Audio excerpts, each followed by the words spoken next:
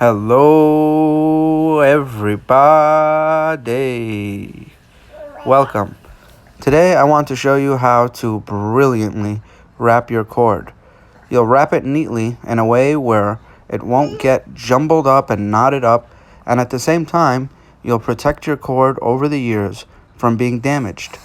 If you wrap your cord like this, not only will it be manageable and neat in your bag or even in your pocket, but it'll also protect your cord from ever fraying or bending or ripping anywhere throughout. And this also works for your laptop cords.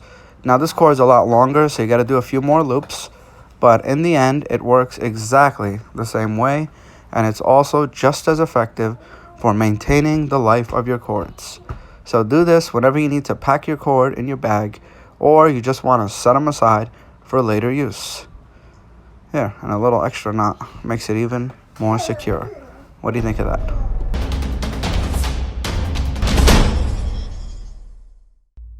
If you liked this video or found it helpful, be sure to like, subscribe, and share it with a friend. Thank you. See you on the next one. Goodbye.